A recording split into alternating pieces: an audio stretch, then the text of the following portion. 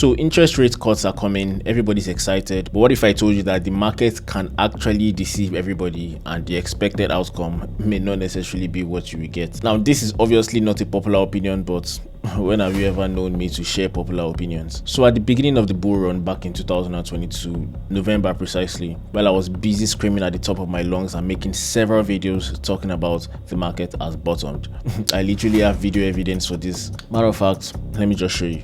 So as you can see, this is April 2024. This is when the halving event is going to occur. So before 525 days before the halving event is basically between November, December and January of 2023, which is basically the period where we are now. I'm trying to say that this might be the bottom of the market, meaning that this might be the time for you to start dollar cost averaging, buying the dip, speculating, diversifying, as the case may be for you. While the market was around 17 to 15k, everybody was calling for Bitcoin to go back to $10,000, but I was busy making several videos saying that it is the best time to actually buy Bitcoin. And literally ever since then up until now, Bitcoin has gone up by over 700%. This is why I find it very funny when people say that the bull run is just about to start. Now, I don't really blame people that didn't buy back in November 2022, because the truth is it was not a popular opinion. It was not exciting to talk about. As a matter of fact, we literally just had an FTX collapse and some guy on YouTube is saying that we should buy Bitcoin.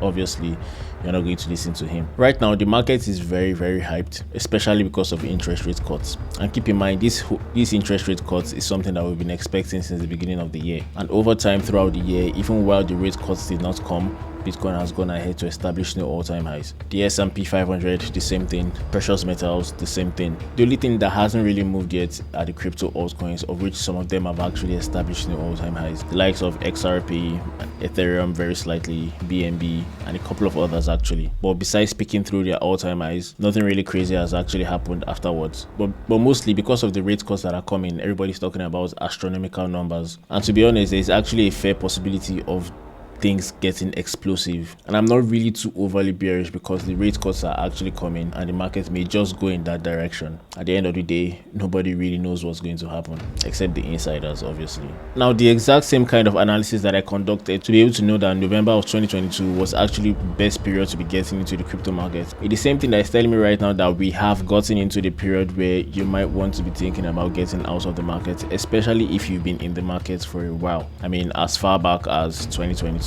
Basically, I'm talking about taking profit. I made a video a couple of weeks back saying that I had sold out on everything, and I got lots of insults from that video, which is normal by the way. But I didn't really sell everything, I only sold majority. I still have some really small caps here and there, but anything that is major, I don't have it in the market anymore. I really think that if you can't have strict rules as a trader or as an investor or anything, then you're never really going to be profitable in this market. Obviously, you need to understand that things do not just go up in a straight line. There will always be corrections, there will always be reversals, and most times these reversals comes at the point where nobody knows that it's going to come. The idea behind analysis is to conduct your analysis, have an edge, and follow through your trading strategy, which is what I've done. So I don't really understand why there is a lot of hits on that video. Most of you expect to come into the market late while prices are literally at new all-time highs, buy at new all-time highs, and expect prices to still keep going up.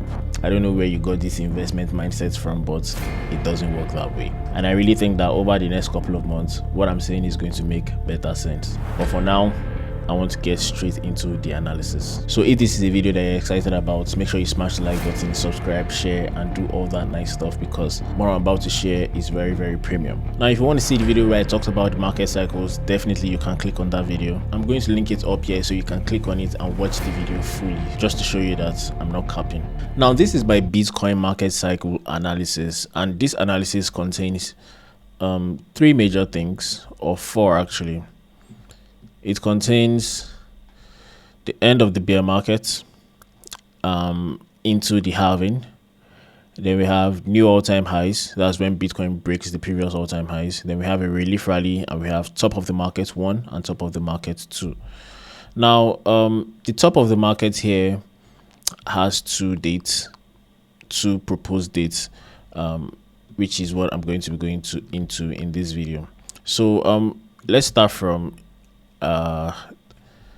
where we are, the the farthest cycle that we can get into. So over here you can see each white line here that you see, each white line is a representation of the halving event.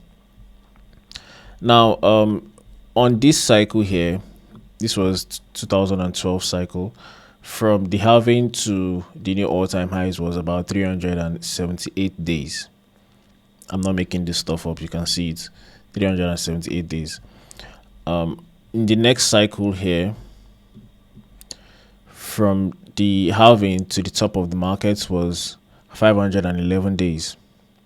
You can see it, this was the halving in July, and it took 511 days, about 500 days to get to the top of the market. And in the next cycle, so there's already an inconsistency there, as you can see. The first one was 311, this 370 something, and the next one is 500. Now let's keep moving further. We also have, in the next cycle, what happened was a little bit different. So as you can see here, we had two tops actually. Let me show you very clearly. We had a double top in that cycle. This was 2021 cycle. We had a top here, then we had another top here, which was a double top. As you can see, this first top took 364 days, so approximately very close to that number, and then the next one took 500 days. So it was basically the two cycles, the two previous cycles combined together. That was what gave us this two tops in the markets, literally, right? Of course there's an offset between a couple of days, maybe a week, but it's literally the same thing. Now in the cycle that we are in right now, as you can see very clearly, this 300 and the first top was somewhere here, and I was beginning to project that maybe this could be the top. So in this current cycle that we're in now, as you can see, these 364 days missed actually, and it missed by, it was supposed to be this, what happened here was supposed to happen somewhere around here, but obviously that did not happen, because here is making it 266 days, which is completely different from what we've seen in the past, and this puts us around 370. So it's precisely around this area, to be honest. This was actually the period where the market should have dropped, but it did not drop, as you can see. Instead it consolidated, and now we've gotten to the second point that the markets could drop, which is where we are currently. This is 525 days, which is really close to the top of every cycle. So far in the history of Bitcoin, it has never really gone past these days before, and this puts us around 29th of September. So it's somewhere in this month that this is projected to happen. I mean, the top. Now if this fails, then like we've all been saying since, we may be in a different cycle and everything has completely changed, but that is currently open for debate, as the market is still moving and interest rate cuts are actually coming. I think this is definitely worth paying attention to, and as you can see very clearly, I'm actually in a short position which I opened on my Telegram group. This is actually a very conservative one. This was not the one I shared actually, but this one is putting my stop loss above the new all-time highs and just targeting all the way down. This is like a 3x, a 3x leverage kind of play if it plays out. But the short position which I shared in the group is quite more risky, but has a very tight stop loss. Actually, let me just show you what that looks like. So on the smaller time frame, this is Bitcoin on the 4-hour time frame, yeah, and Bitcoin has established a very interesting move so far. I've been talking about a rising wedge brewing for the price of Bitcoin, and this has been the formation since. It has been happening all the way from 107,000 all the way to where we are now. This is something that I've discussed in my Telegram group. If you're not in there, you should definitely get in there. I discussed it in my private group as well, which is where I drop majority of my signals. And as you can see, right as we're having this conversation, this is playing out. So this is where I'll be first thinking about taking some profits, because this is the support level, and interest rate cuts is likely going to come in tomorrow or on Wednesday, one of the two dates. I'm not really sure. I don't really pay attention to this stuff, but very clearly this supply area here is being observed. And if we look very closely, we established something that is referred to as a double top, and this double top formation is playing out perfectly. We had an M formation here. We are having a retest of the supply area. So this is the move that we have actually. Let me just draw that here. We had this move. Yeah, this is actually what we had. This actually makes better sense. So this is where we are currently, and we already got rid of the neckline here.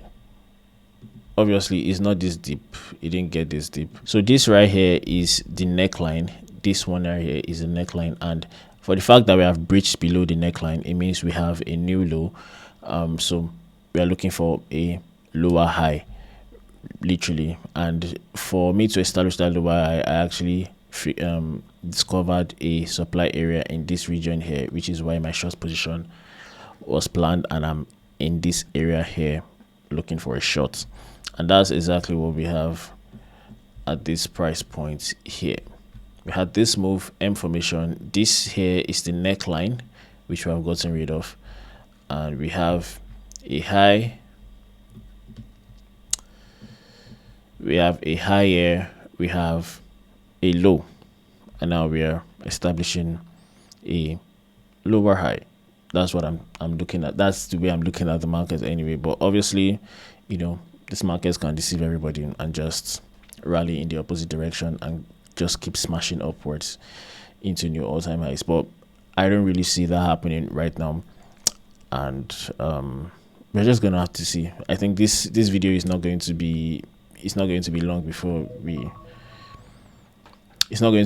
we discover if I'm right or I'm wrong. A day or two at most. But let me look at Bitcoin dominance. All right, so this is the Bitcoin dominance chart, and as you can see, we have actually breached this strong support area. But I was talking about, the last time that I talked about this dominance chart, I was talking about this area here. Let me get rid of all this. I was talking about this, the lower bottom of this line here. Let me just draw something there to represent it.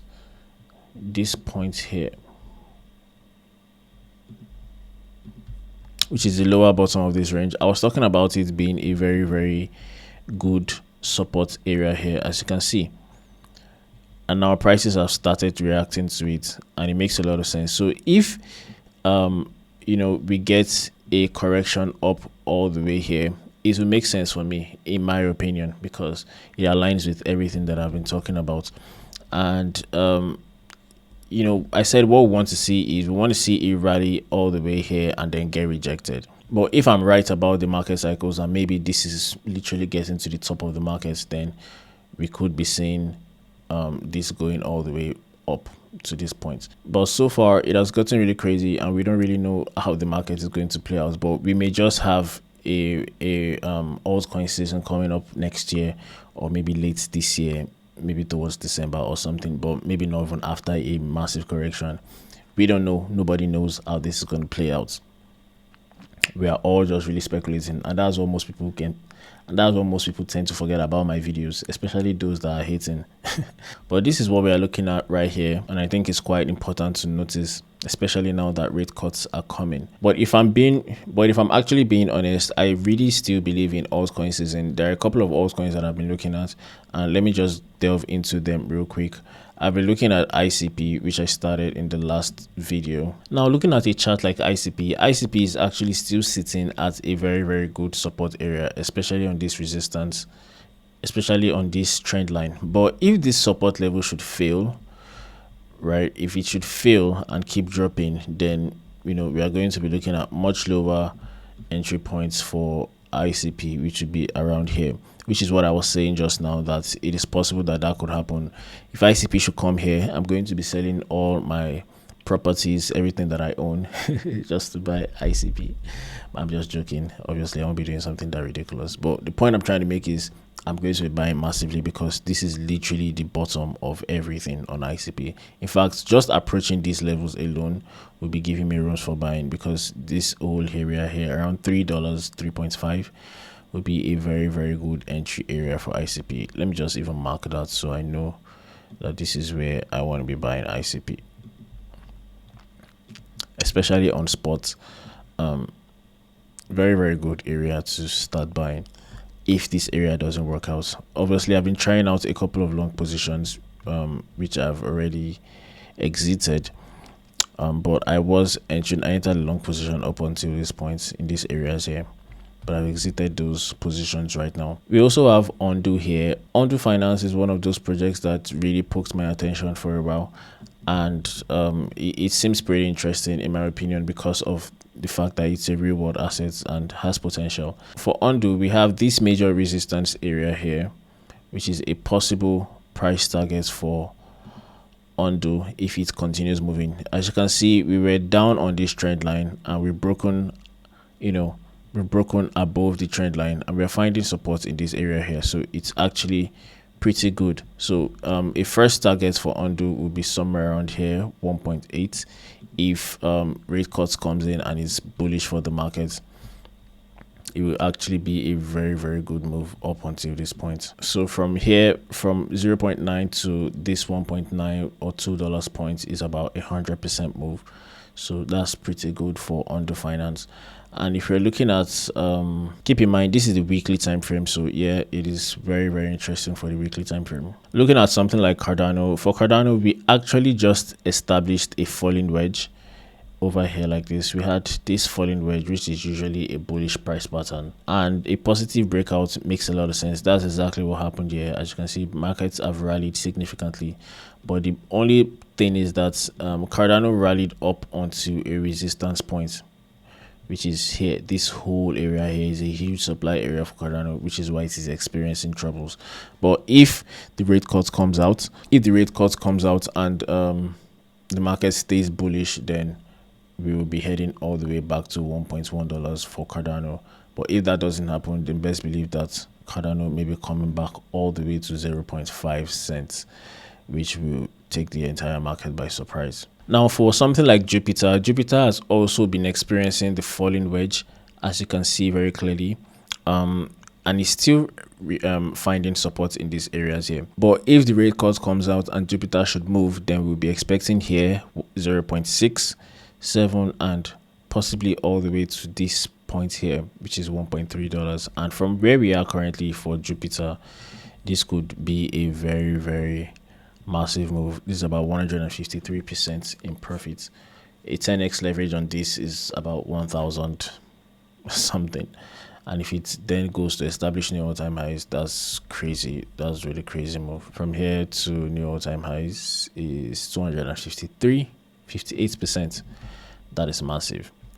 I'd actually be looking into Undo actually, but if this fails, then we will be dropping as low as 0.3 possibly, because we do have a double bottom here on Jupiter.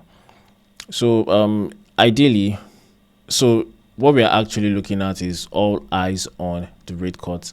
Whatever happens on that day and how the market reacts will determine a lot. So if you've enjoyed this video, make sure to smash the like button, subscribe, share, leave a comment about what you think about all of this. I'll see you in the next video. Bye.